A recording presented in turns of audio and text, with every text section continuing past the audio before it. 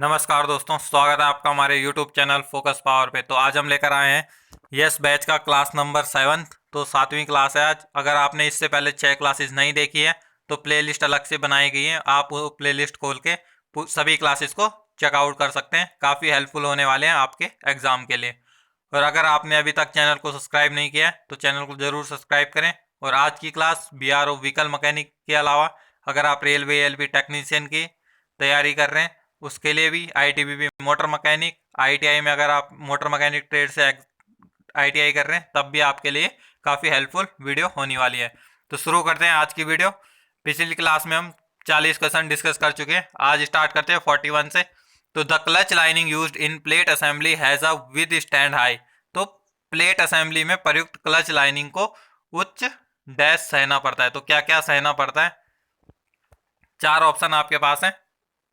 2-3 second के pause देने के बाद आपको आंसर दे दूंगा, तब तक आप क्वेश्चंस को अटेम्प्ट कर सकते हैं और ये देख सकते हैं, चेक कर सकते हैं कि आपको कितने क्वेश्चंस इसमें से आते हैं।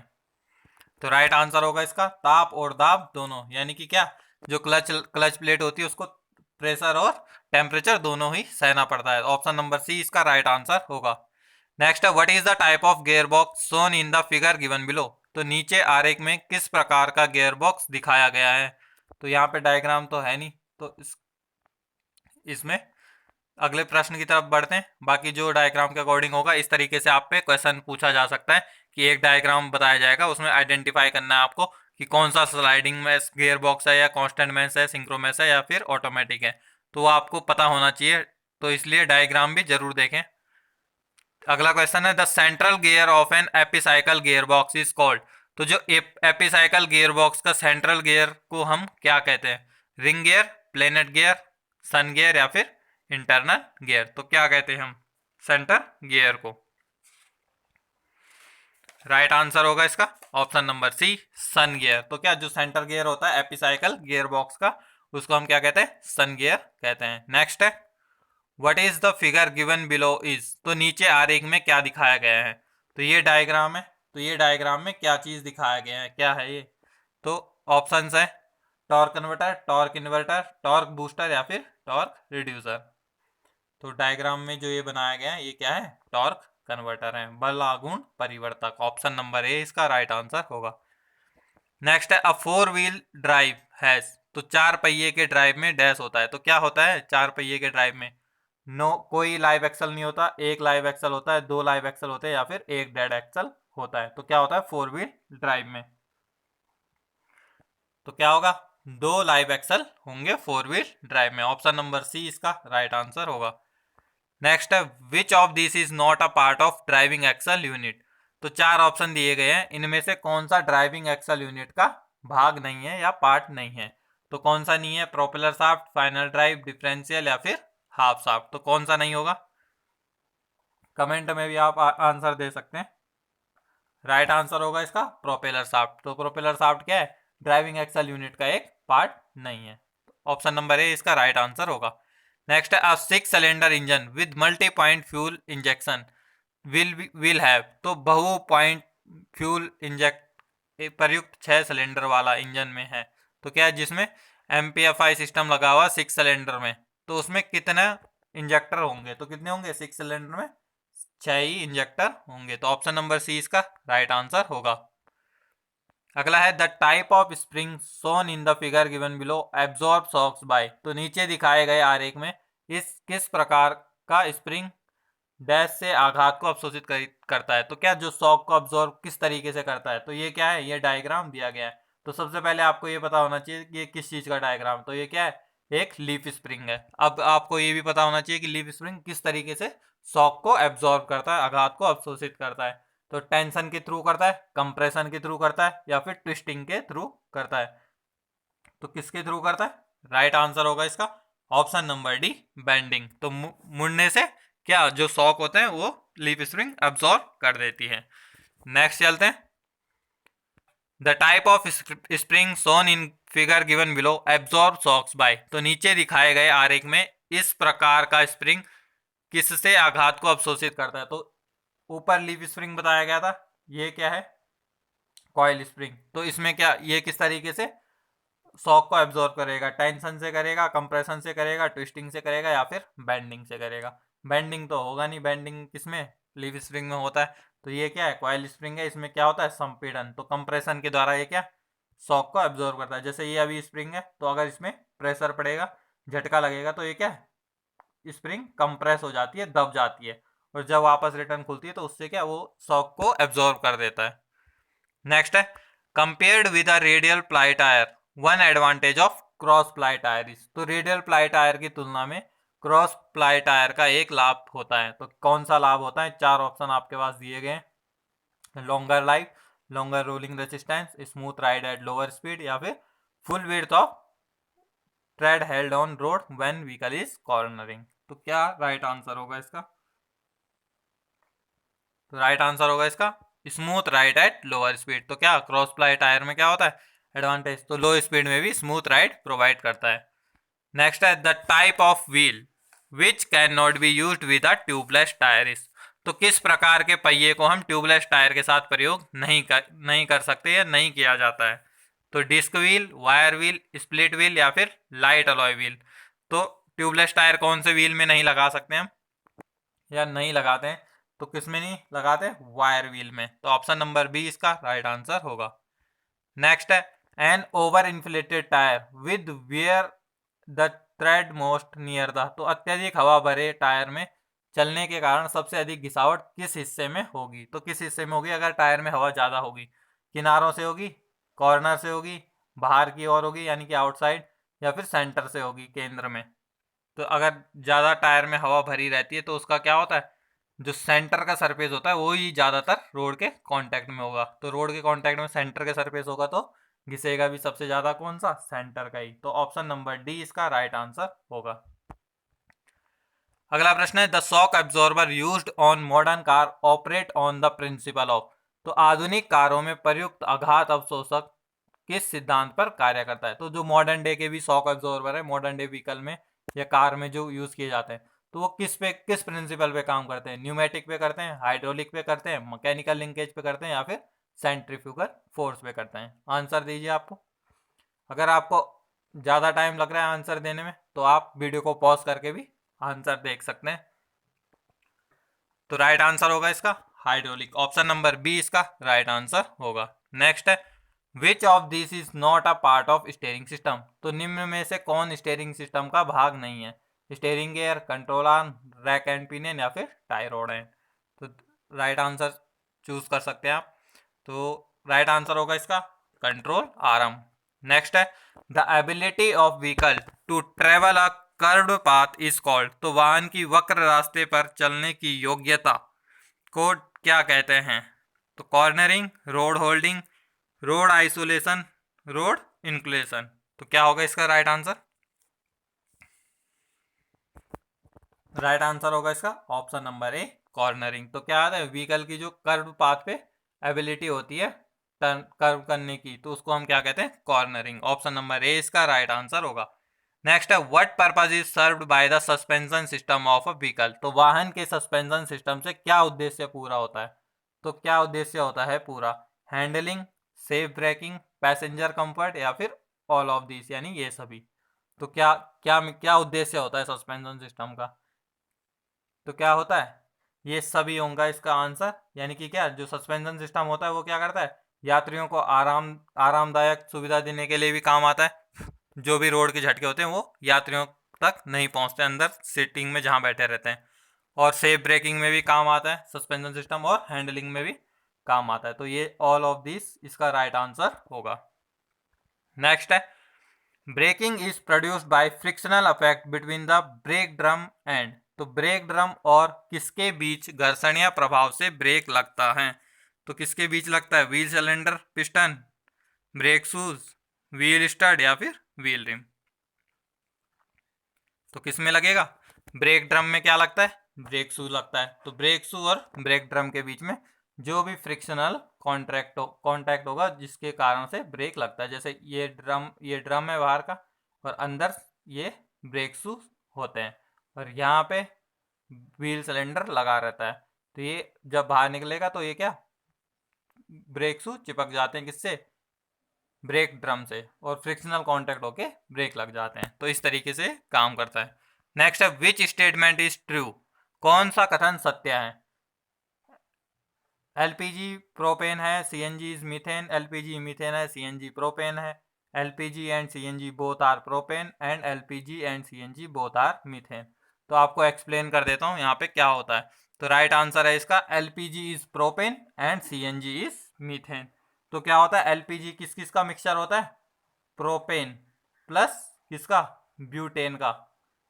प्रोपेन और ब्यूटेन का मिक्सचर होता है कौन सा, एलपीजी। तो ये आपको ध्यान रखना है। अगर आपके एग्जाम में आता है तो ये प्रोपेन की जगह ब्यूटेन लिख सकता है, तो आपको कंफ्यूज नहीं होना है। तो वही है, एलपीजी किसका मिक्सचर होता है, प्रोपेन और ब्यूटेन का। और सीएनजी किसका होता है, मीथेन और इथेन का। सीएनजी के साथ इथेन भी होती है। तो ये फर्स्ट वाला ही राइट आंसर होगा, LPG is propane, CNG is methane. Next है which statement is not true about CNG. तो सीएनजी के बारे में कौन सा कथन सत्य नहीं है। तो 4 ऑप्शन दिए गए हैं यहाँ पे। तो राइट आंसर कौन सा होगा इसका, CNG is more expensive than gasoline. तो ये जो फर्स्ट वाला ही स्टेटमेंट है ये गलत है, बाकी सभी स्टेटमेंट सही है। यानी कि CNG is more eco friendly than gasoline. तो क्या सीएनजी पर्यावरण से अनुकूल है और गैसोलाइन के अपेक्षा में। नेक्स्ट है CNG makes engine clear and more efficient. तो सीएनजी क्या करता है, इंजन को साफ रखता है और ज़्यादा एफिशिएंट बनाता है, ये भी सही है। और CNG has higher octane level. तो जो क्या हायर ऑक्टेन रेटिंग होती है वो सीएनजी की ही होती है। तो ये तीनों सही है, बी सी एंड डी सही है। जो गलत है वो है फर्स्ट वाला, और आंसर भी आपका फर्स्ट वाला ही होने वाला है क्योंकि इसमें सत्य नहीं पूछा गया है, ये क्वेश्चन में पूछा गया है। नेक्स्ट चलते हैं आगे अगले क्वेश्चन की तरफ। All the lights in the brake light circuit illuminate except one. The most likely causes. तो ब्रेक लाइट सर्किट में सभी लाइट जलता है केवल एक को छोड़कर। तो यह संभावित कारण है। अगर ब्रेक की लाइट है उसमें सभी बल्ब जल रहे हैं, सिर्फ एक बल्ब नहीं जल रहा है, तो उसका क्या कारण हो सकता है। 4 ऑप्शन आपके पास दिए गए हैं। तो क्या है, ब्रेक स्विच में खुला होना, बंद ब्रेक स्विच, फ्यूज्ड बल्ब, या फिर सर्किट में अत्यधिक प्रतिरोध। तो क्या हो सकता है, राइट आंसर होगा इसका क्या, अगर एक बल्ब नहीं जल रहा है तब क्या हो सकता है, बल्ब फ्यूज ही होगा। तो क्या यही कारण हो सकता है जिसके कारण से एक बल्ब नहीं जल रहा। अगर ब्रेक स्विच खराब होता तो लाइट वगैरह, जैसे बंद ब्रेक स्विच है तो उसके कारण से अगर जलता तो कोई भी नहीं जलता। तो एक बल्ब नहीं जल रहा तो वो किसके कारण से नहीं जल रहा, फ्यूज होगा बल्ब, इसी वजह से नहीं जल रहा, बाकी सभी बल्ब जलते हैं। तो ऑप्शन नंबर सी इसका राइट आंसर होगा। नेक्स्ट है the average octane rating of regular grade gasoline is. तो जो रेगुलर ग्रेड के गैसोलाइन होते हैं उनकी औसत ऑक्टेन रेटिंग क्या होती है, 50 से 80, 93 से 94, 100 से 120, 120 से 140। तो राइट आंसर होगा इसका ऑप्शन नंबर बी 93 to 94। अगला प्रश्न, what is the type of engine shown in figure below. तो इस तरीके से क्वेश्चन आपके एग्जाम में ज्यादातर पूछे जाएंगे, कम से कम 4-5 क्वेश्चन तो इतने होंगे ही। तो ये आप देख पा रहे होंगे डायग्राम से, आपको पता चल रहा है कि कौन से टाइप का इंजन है, रेडियल है, इनलाइन है, वी इंजन है, या फिर हॉरिजॉन्टल अपोस्ट इंजन है। तो कौन सा टाइप का इंजन है, ये है वी इंजन, वी टाइप का इंजन है। अगर आप हमारे टेलीग्राम चैनल के साथ जुड़े हैं तो वहाँ पे मैंने आज एक आईसी इंजन के टाइप्स भी बताए हैं। तो उसमें सभी प्रकार के इंजन है, वी टाइप के हैं, इनलाइन है, अपोज्ड इंजन है, अपोज्ड पिस्टन इंजन है, सभी प्रकार के रेडियल इंजन है। तो हर प्रकार के वहाँ पे इंजन के टाइप्स की फोटोज मैंने भेज रखी है। अगर आप टेलीग्राम चैनल से नहीं जुड़े हैं अभी तक तो टेलीग्राम चैनल से जरूर जुड़ें, वहाँ पे आपको सभी चीज़ें और क्विज भी आपको वहीं पे मिल जाता है। नेक्स्ट है which load carrying capacity, ball bearing और रोलर बेरिंग। तो किस बेरिंग में उच्च भार वहन करने की क्षमता होती है, बॉल बेरिंग में होती है या फिर रोलर बेरिंग में होती है। तो किस में होगी, रोलर बेरिंग की कैपेसिटी क्या होती है, ज़्यादा होती है। तो राइट आंसर होगा इसका option number B, roller bearing has higher load carrying capacity than ball bearing. तो क्या बॉल बेरिंग से ज़्यादा लोड कौन उठा सकता है, रोलर बेरिंग उठा सकता है। तो ऑप्शन नंबर बी इसका राइट आंसर होगा। नेक्स्ट है जीपीएस इज तो जीपीएस क्या है। तो क्या है जीपीएस, सैटेलाइट वर्ल्ड स्टेशन है, सैटेलाइट सिस्टम है, सैटेलाइट सिग्नल है, या फिर सैटेलाइट सॉल्यूशन है। 4 ऑप्शन आपके पास है, आंसर आप कमेंट कर सकते हैं। तो क्या हो गया, जीपीएस एक क्या है, सैटेलाइट सिस्टम है। तो ऑप्शन नंबर बी इसका राइट आंसर होगा। नेक्स्ट क्वेश्चन भी जीपीएस से ही है। GPS uses 24 satellites in dash. तो जीपीएस किसमें 24 सैटेलाइटों का उपयोग करता है, तो कितने ऑर्बिट में करता है, 9 ऑर्बिट में करता है, 8 ऑर्बिट में करता है, 7 ऑर्बिट में करता है, या 6 ऑर्बिट में, यानी 6 कक्षाओं में। तो कितनी कक्षाओं में करता है, तो कितनी करता है, 6 ऑर्बिट में, यानी 6 कक्षाओं में क्या 24 सैटेलाइट जो होती है, 24 सैटेलाइट जीपीएस की ये यूज करती है। और बाकी जिस जिस जगह की आप लोकेशन चाहते हैं उससे जो नियरेस्ट सैटेलाइट होती है वही आपको डेटा प्रोवाइड करती है। तो 24 सैटेलाइट होती है 6 ऑर्बिट में। तो ऑप्शन नंबर डी इसका राइट आंसर होगा, 6 ऑर्बिट्स। नेक्स्ट है, when a refrigerant undergoes sudden expansion to a much lower pressure it cause. जब प्रशीतक बहुत निम्न दाब पर अचानक विस्तार करता है तो उसका कारण होता है। तो क्या होगा, heating effect, cooling effect, no effect, या फिर लिटिल इफेक्ट। तो राइट आंसर होगा इसका option number B, cooling effect. Next चलते हैं, what main precaution should be taken while driving through water. तो पानी में ड्राइव करते समय क्या मुख्य सावधानी बरतनी चाहिए, तो क्या बरतनी चाहिए, keep acceleration high, keep acceleration low, don't let water enter the silencer and use wiper. तो क्या करना चाहिए, जब भी आप पानी में कहीं गाड़ी चलाते हैं तो आपको ये ध्यान रखना चाहिए कि आप पानी साइलेंसर के अंदर प्रवेश ना करें। तो ऑप्शन नंबर सी इसका राइट आंसर होगा। नेक्स्ट है, a clutch plate wear when. तो क्लच प्लेट तब घिसता है जब, तो किस कंडीशन में क्लच प्लेट घिसता है, 4 ऑप्शन आपके पास है।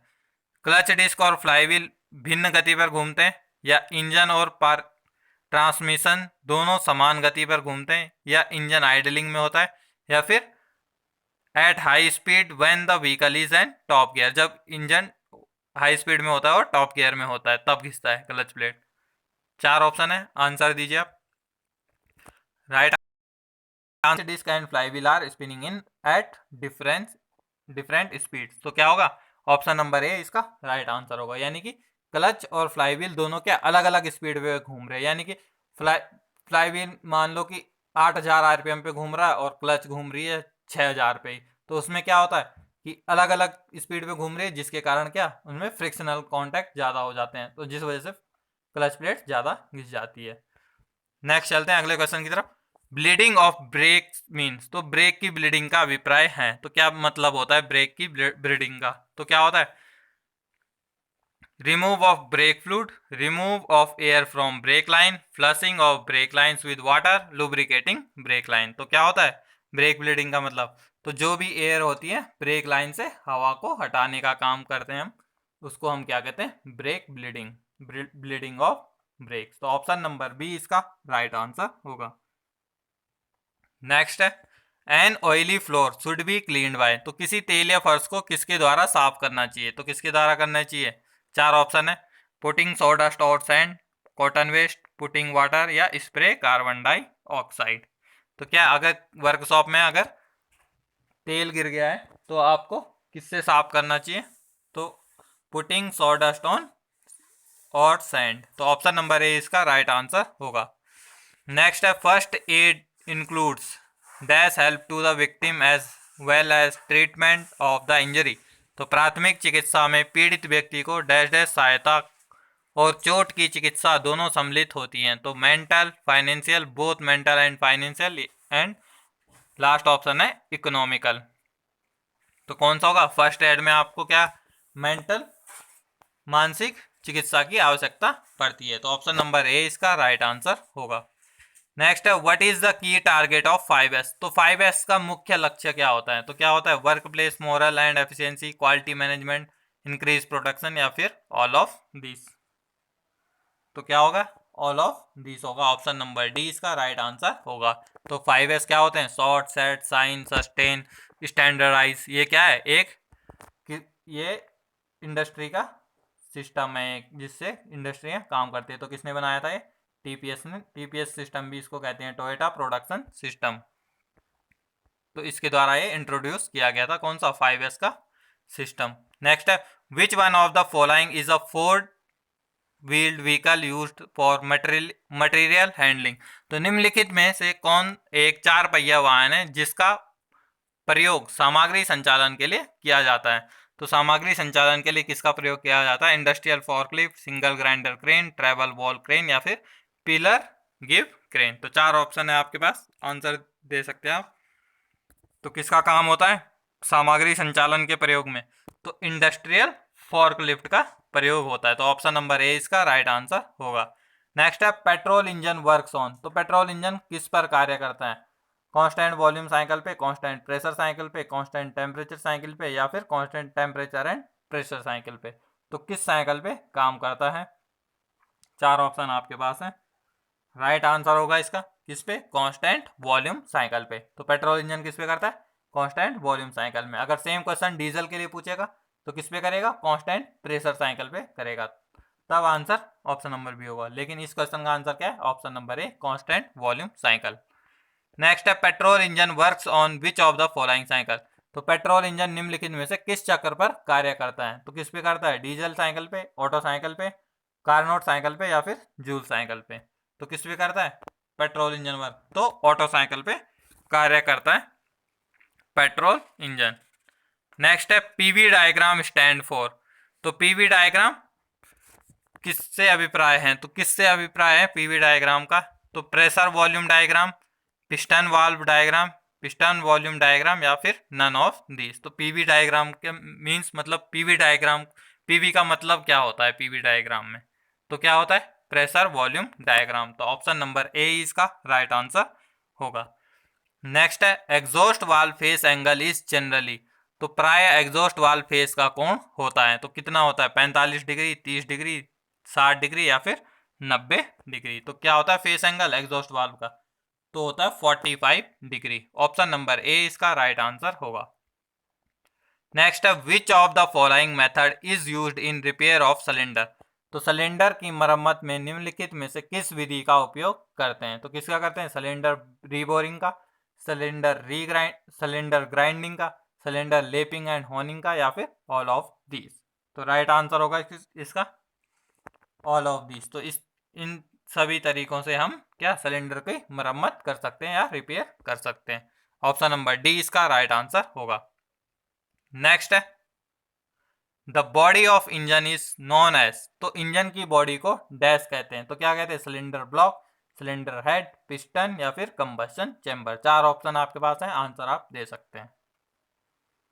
तो राइट आंसर होगा इसका cylinder block. Option number A cylinder block होता है पिस्टन की इंजन की बॉडी। नेक्स्ट है which problem occurs in a taper wear. तो टेपर घिसावट में कौन सी समस्या आती है? तो कौन सी समस्या आती है? 4 ऑप्शन है आपके पास। Making the cylinder bore cone shaped, deviation of the cylinder bore from circularity, making the cylinder bore I shaped, making the cylinder bore T shaped. तो क्या दिक्कत आती है अगर टेपर घिसावट होती है? तो क्या समस्या आती है? 4 ऑप्शन आपके पास है, आंसर दे सकते हैं आप। कमेंट भी कर सकते हैं। अगर आपको काफ़ी टाइम लग रहा है तो आप वीडियो को पॉज करके भी आंसर दे सकते हैं। तो राइट आंसर होगा इसका ऑप्शन नंबर ए, सिलेंडर को बोर कोन के आकार का बन जाता है। क्या?